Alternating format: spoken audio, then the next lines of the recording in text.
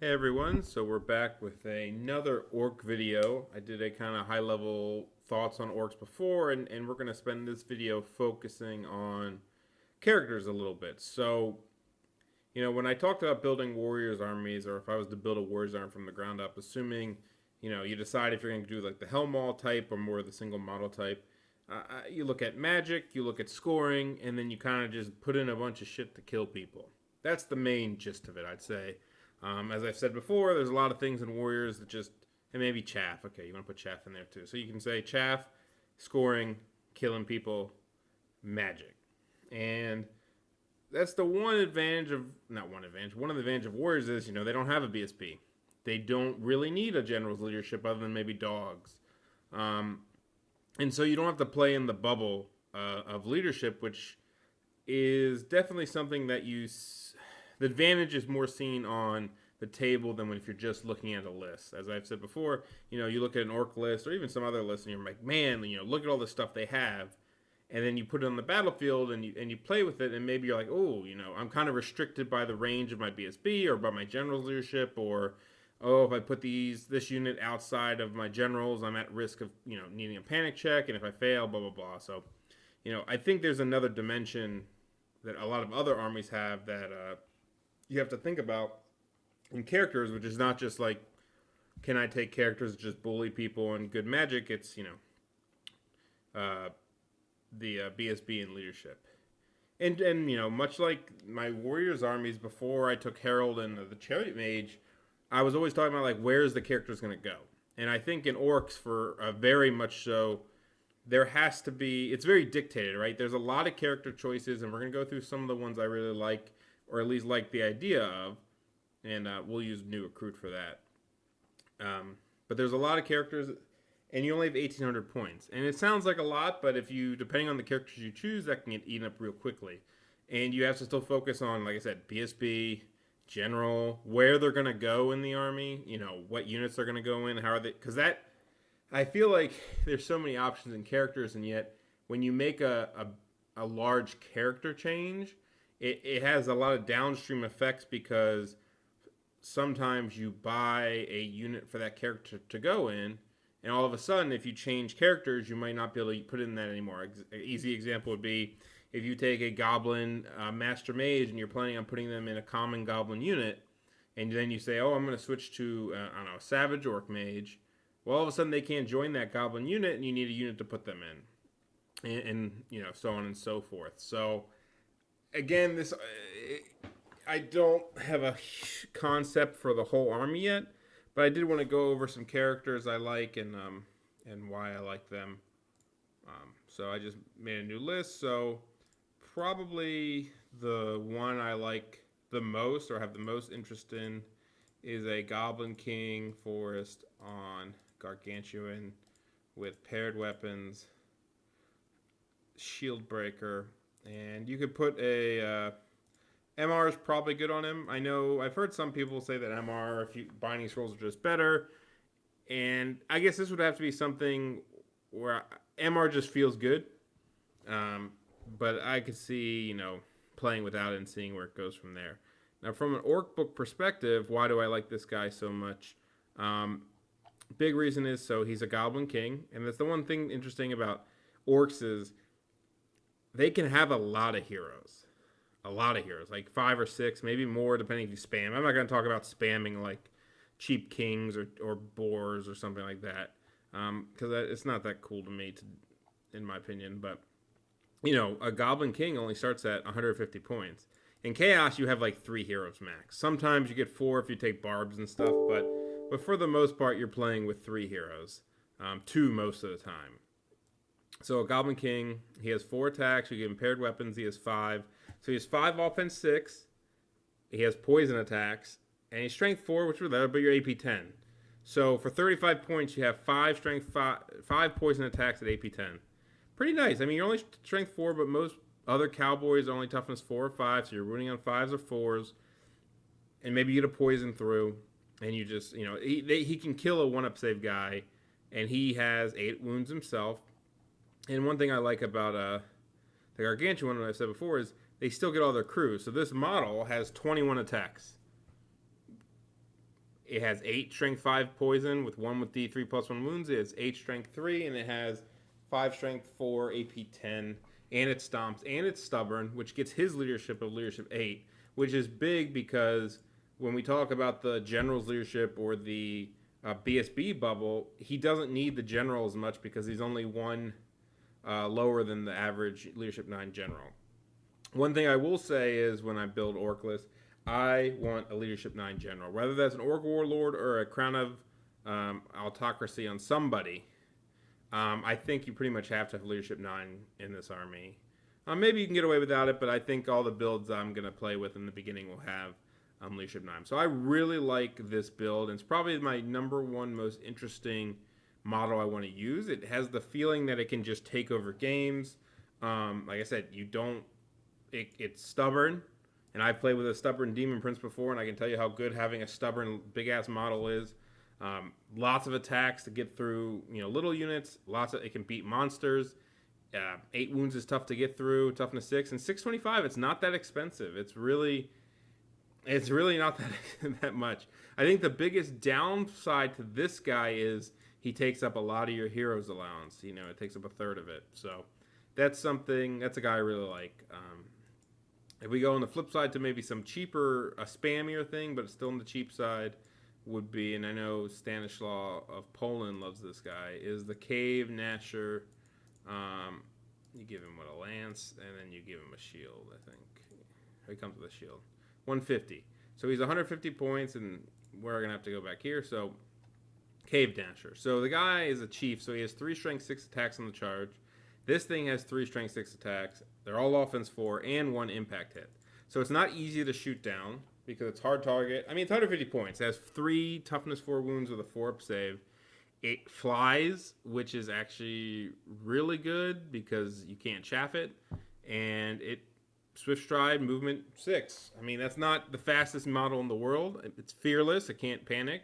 It can be used as chaff if needed to. But I guess the biggest thing is just, when it charges, it does 6 strength 6, offense 4, and an impact hit of strength 6, and a stomp if it's against infantry for 150 points.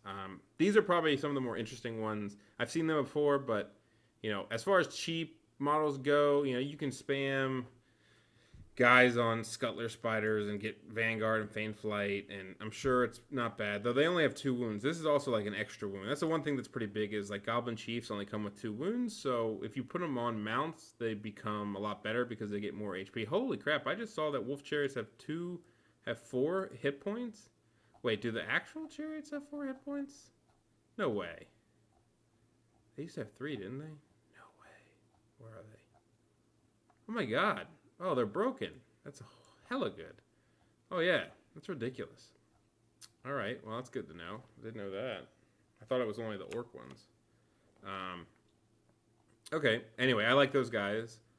Keeping on the Goblin theme, I think there's a King on Forest Goblin again, on a Huntsman Spider with the shield, Dusk Forged, doesn't matter. Heavy armor, basalt, and I would say Hero's Heart is pretty good on this guy. So 345. He has a 1-up rerollable save, 3+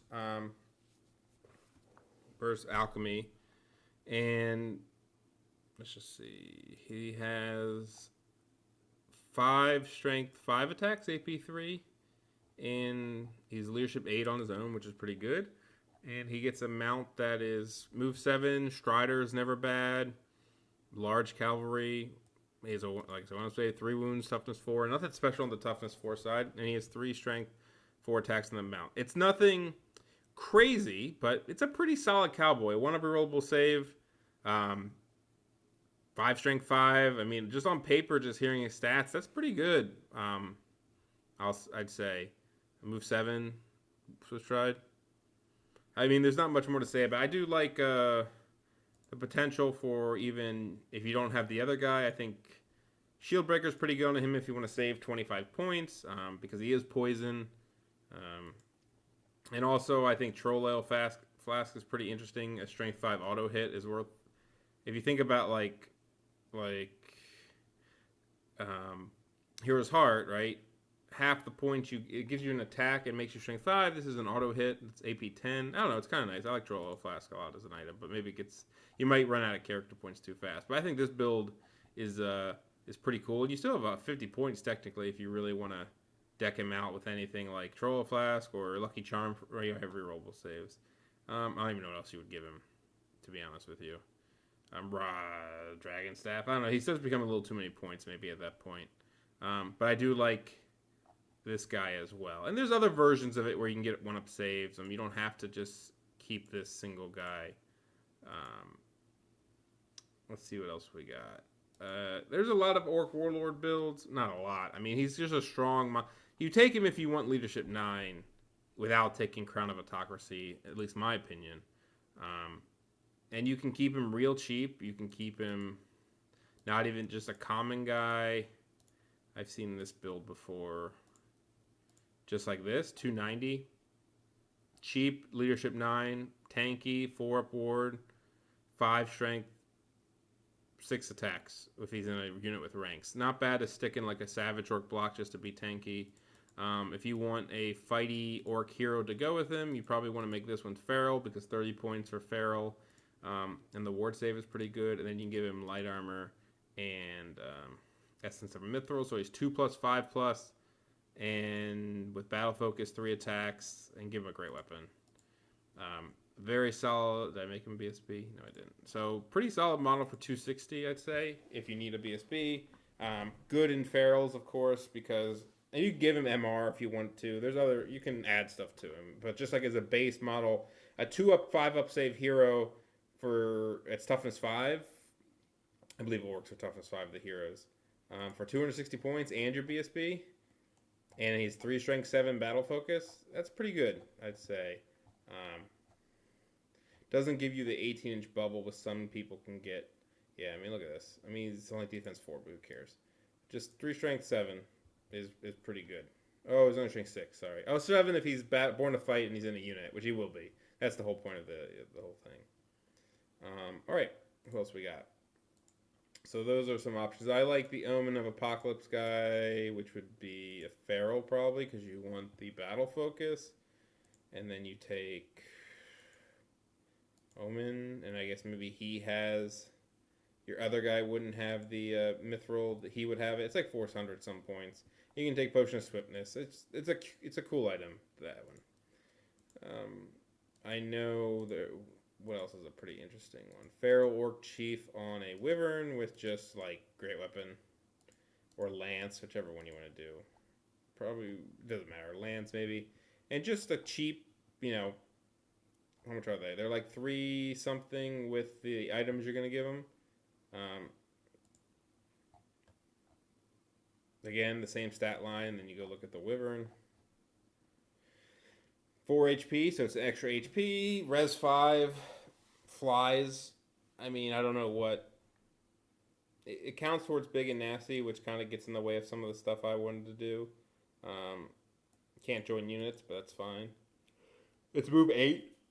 I mean, that's a fast flyer. A move 8 flyer for 360. That hits pretty hard. It has what? It would have 6... It would have 3 strength 6. One of them does D3 plus 1 wounds. Random rule. And then the rider would be 3 strength 7.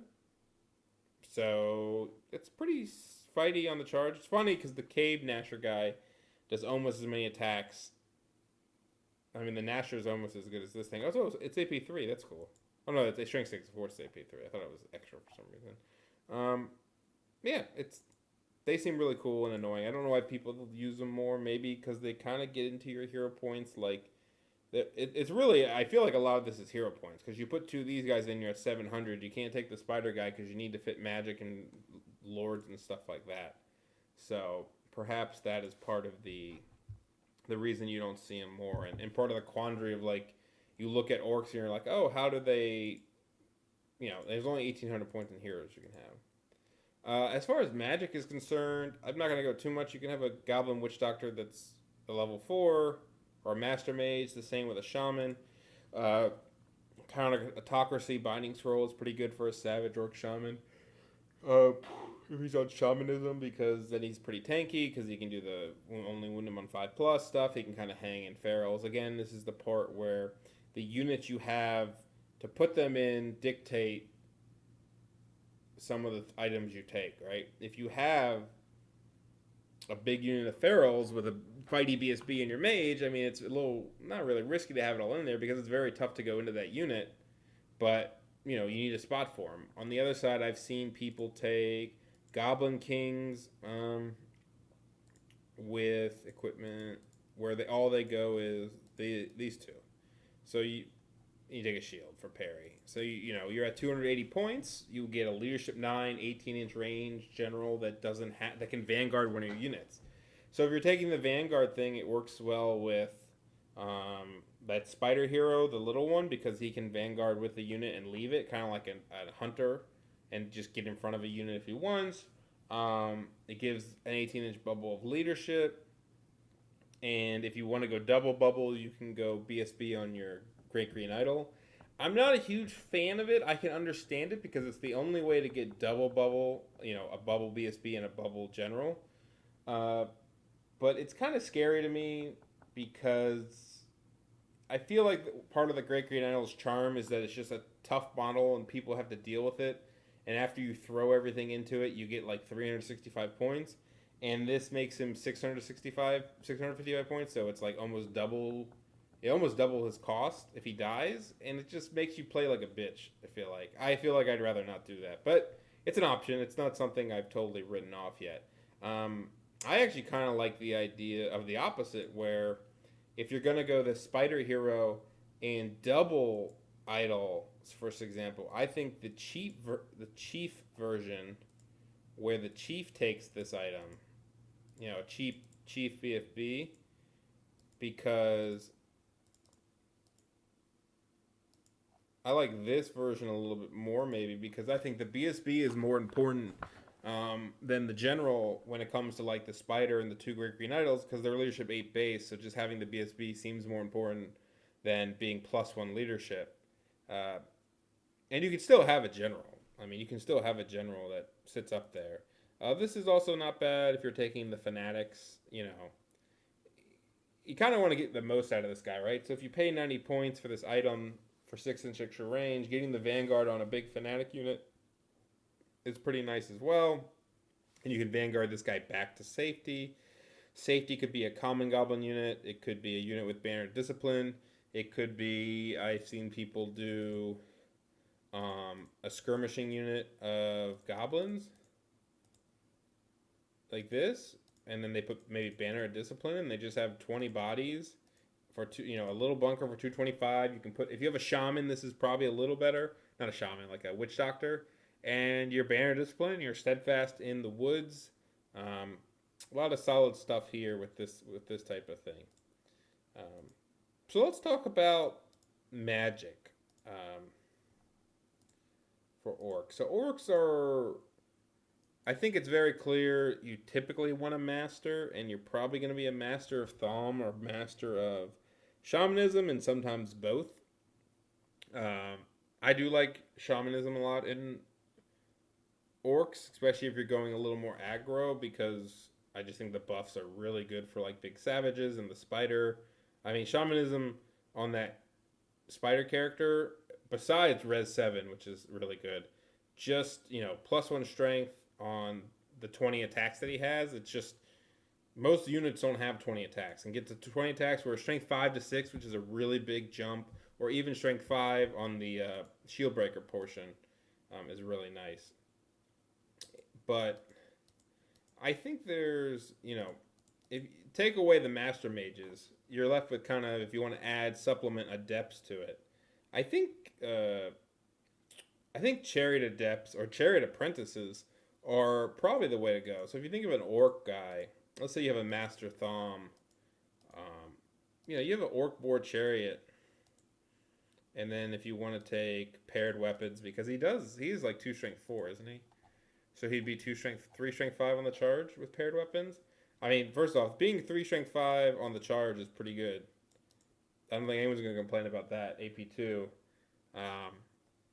for 5 points. And offense becomes 4, which is a little better. But more so, oh, you have. Is there any reason to feral on the? Probably not. You probably don't want him to be frenzied. Frenzied, but 5-up board save. Is it 5-up or 6-up on? It might only be 6-up on this hero. Let me look. It's 5-up. Oh yeah, of course it's 5-up. I don't know why I questioned that. Yeah, you probably don't even want feral. I don't think you want frenzy on this guy. But can feral even take a boar shaman? That makes sense. It can't take a chariot. So you're definitely this. And sure, you can either put paired weapons, and honestly, I kind of like potion of strength for 10 points. So like this character, right? He's a 210-point chariot. And if you want to go a little further, you can get a better save by putting Alchemist Alloy if you want a 3-up save. But even then, you can kind of keep it cheap. Like you could take none of this, right, if you really wanted, and just have a 195-point chariot. You have a great spell in shamanism for the orcs. It's an amazing spell for orcs. Whether it's himself charging, Boar Boys charging, Savage Orcs fighting, the Spider fighting, it's just obnoxious to have that spell. But it also is a great spell for him because he has to wound on 5 in combat, so he can actually charge into, single models in maybe a mixed fight. And if he gets the spell off, which it's kind of like double reason for them to stop the spell, is either you get the +1 strength or he gets the attribute. So, and it works on every lore really. The one thing nice about the orc lores is, all these are pretty good apprentice lores. Like Fireball, Hand of Heaven, and Shamanism are not something you're gonna like balk at. And same for the Goblin version of this. Which is even cheaper, which I just learned that the chariot versions get 4 wounds, which, like, 155 for, a Goblin chariot, if it wasn't for hero points, right, why would you ever do the other one, right? So, a Goblin chariot's 155, it's 125 for a single Goblin chariot. So for 30 points, you get a guy that casts a spell, and a potentially really good spell. Because if you think about, like, Fanatics, if you do, and this is where, like, the combos start coming in, right? Let's say you take the vanguarding goblins. Well, now, all of a sudden, having Fanatics and having Witchcraft, even number 1, just Raven's Wing, becomes a lot more scary. One, because you can just random move yourself onto somebody, in front of somebody, and throw your Fanatics, or even, doing it to the Spider and putting it in front of somebody. And it's a level 1, it's 125. If you 5 dice it and it, shit, man, it could be game ending where it's worth the 155. And if they kill your guy, they kill your guy. I mean, there's so many things in the list to deal with that if your army is like 3 apprentices on chariots and 2 green idols and a I don't know, a spider huntsman guy, and then you take some other little things. Like, there's a lot of crap to deal with that, yeah, sure, they might get your guy, but you have to you can hide him. You can take 2 goblin chariots, which are good in themselves for 220 points, and hide him in there. And so, yeah, he can be cannon, but honestly, a cannon actually has trouble killing that character because you have to get the D3 wounds to be 3. And if you don't kill him, then whatever, right? Then you have to take another shot at it. And if are you really shooting the 155-point goblin when you have a a Gargantua and 2 Great Green Idols coming at you? Probably not. So it's kind of like that saturation of targets where in my Warriors army, people rarely shoot the chariot guy because, 1, I hide him a little bit more, but 2, because you have 2 Elders and a Herald coming at you, and you really don't have time to kill the level 2 mage or the Adept. And I think Adepts work too, but I think if you want to go cheaper, I like Swarm of Insects and stuff, so I could see making the Adept, 75 more points, it becomes a little more precious, but just having that many spells is pretty good. And even the Goblin one, you can afford the 225. And so it really comes down to how you want to spend your hero points. And so, yeah, that's just a couple of the cool things. I think those are probably the ones. I've gone over everything that I'd probably use. Like I said, the 2 Master Mages are not that hard. They'd be on foot, and they'd either be hidden in a unit or, they'd probably be hidden in a unit. But I could see, like all these little things can definitely fill out the points. And so, Um, the shamanism guy, the only thing I don't like about, I really like that shamanism guy, but I kind of like a shamanism level 4, and I feel like they don't mesh well together because I think like you'd want to go something else.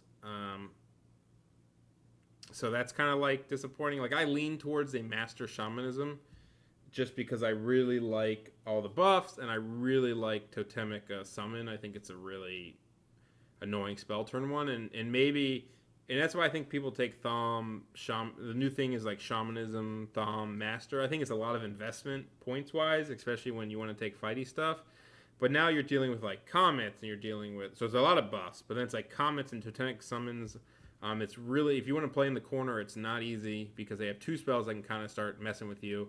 But perhaps totemic summoning, having that as a threat always allows other things, whether it's swarm of insects or in this maybe Raven's Wing. Um, you know, if you really want to play aggressive with fanatics, like that's something to consider. Having Raven's Wing and Totemic Summon, they have to pick one to stop. And if they're stopping the Totemic Summon, then boom, here comes the Raven's Wing. Uh, and that goes into, people might use the fanatics, and I'm not in love with them. I'm not like, this is the greatest thing ever. But I think the threat of it is really strong and really scary on paper. I think people go, oh shit, this guy has like two or three fanatics. Um, yeah, it could just be really annoying to play against. Especially, honestly, if you take like Thom with it too, if you know the fanatics are coming out because you can tell in your turn, you might be able to get smite off it on something, and then it takes 3d6 strength 5 AP3, and they're like, oh shit, well this sucks. Thom also works well if you have some shooting, whether it's it works well because you have a lot of single models. It works well because Comet's really good. Don't get me wrong, having a Thom master with I think Thom is a little bit underrated with fightiness. Maybe not underrated because ogres do it, but I think a Thom master and like some of the little ones, like the Orc Shaman and the Witchcraft guy, are pretty good. It's a pretty good magic phase. I think orcs can have a pretty good magic phase. Period. They can get a lot of spells for cheap, but also have like ancillary heroes. Like the hero I run, the chariot guy that I talk about, and yes, he's 1-up save, toughness 5, blah blah blah. He's 460 points with Binding Scroll and Hero's Heart. Like he's like, you can get like 3 of these fucking heroes for that points. And it's different, sure, but you have a lot of threat ranges, right? Because it just have heroes that can charge shit and just be like, all right, I'm gonna charge you. Honestly, like you're probably gonna hold a lot of units at least for a turn, maybe die, but just do damage. That's the great part about like like 2 goblin chariots or 3 goblin chariots for like 300 points. Like you just charge stuff, and you're like, I'm gonna put 3d6 plus 1 impact hits against you, and if I get any buffs off, such as smite, if I had flaming swords, if you had a adept, or the shamanism spell, like you just take like a ton of damage, and then they die, and they're like, all right, well, now you have to fight the rest of my army with, well, the trade. I think you got to be willing to trade pieces. It's kind of like sensors, in my opinion, for Skaven. People play them so timidly sometimes, and I'm like, just put them out there, make somebody deal with them, because it's a pain in the ass, and they usually take a lot of damage by killing this 300-point unit. Anyway, that's my take on orc characters. I don't have a loadout that I'm 100% gonna do. I feel like in talking to you guys, let's quickly just make a quick loadout that we'll see if what it comes in at points wise. I do know I like this guy a lot. I think this guy is very scary, and I will start with what the hell do I want to put on him? Obsidian Rock, and then we'll start with Obsidian Rock. I'm not going to guarantee I keep it on there, depending on hero points. And then we will say, how are we going to get leadership? Oh, here's the other like issue too, right? I kind of want the Thom Mage, but if this is where you kind of get to the thing of, I kind of want a Thom Master, but I need leadership 9. But I don't really want to make an Orc Shaman Thom Master because one, because if you're going to go in like the Feral unit, you kind of want the Shamanism Master so he has the attributes so he doesn't get like shit stomped by other characters. Damn, so this actually gets hard. Oh. Yeah, it gets hard. Though, to be honest, a Thom Adept or is not bad because you can still get Smite and Breath Weapon and Hand of Heaven. Honestly, the only reason to take the Master is the Comet. Otherwise, you pretty much get the spells you want.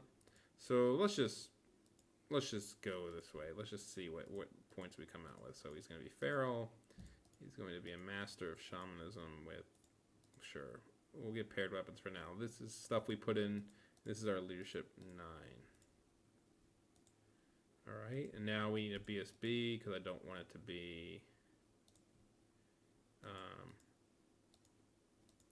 I don't want it to be the idol. So you could do this. So I have my big guy covered. I have my magic, one of my magic covered, my main magic covered, and my general and my BSB covered. And now you could say, all right, Goblin Witch Doctor on a chariot. And you could do 2 of them. And honestly, they could be adepts if you really want. For the channel and the spell. I mean, don't get me wrong, channel is not bad. Plus one spell is not bad. So if you don't do that, can you actually... Oh, wrong guy. Let's see what we can fit if we don't do that. Oh, I keep clicking on the wrong character. Because they're 230 with the depth. But we'll do 1 Pyromancy. We only have 175 points left. So we can't even fit the Orc one. Because I only have 175. I need 195 min. Now, if you want to do... If you're willing to go Thaumaturgy, you could do an Orc Shaman on a board chariot that's Thom. And just accept that. How does this magic phase look? It's kind of annoying. I don't know if I'm in love. This kind of annoys me. I mean, I could see dropping this because I think Binding Scroll is probably better because you want to stop the big spell because you have other models that get hit by spells. It's not like this toughness 6, 8 wounds 4. There's not like there's ton that's like this is gonna the end of the world. People will just push through the spells that need to be pushed through, or you'll stop it. Goblin Wolf Chariot. I guess in this case you could take another one. Like this is not bad. This would be Pyro in this case, I think. Like you get 3 chariot. I mean, you get the 18-inch bubble. You get the not leadership 9 general with paired weapons, and oh, I didn't put the Binding Scroll. Fuck. Oh, I forgot the Binding Scroll. I wanted it. No. Alright, well, drop this guy. I guess you could do something. I don't know. This is kind of like around what I do. Maybe you can go a Witchcraft, Apprentice, or Adept because the no-shoot spell's pretty good. It's pretty obnoxious. The thing is, like, if he's on foot, you can kind of load him up with more, like, +2 to cast or something. So there is definitely reasons to make him on foot. And I think if I was going to go... they're both pretty good Adepts because of Breath Weapon and Smite, as well as no-shoot and other stuff like that. So this is like a general idea of something you could do. Yeah, I just wanted to start with that. I think there's other things you can do as well, but I just want to talk about characters. All right, thanks, guys.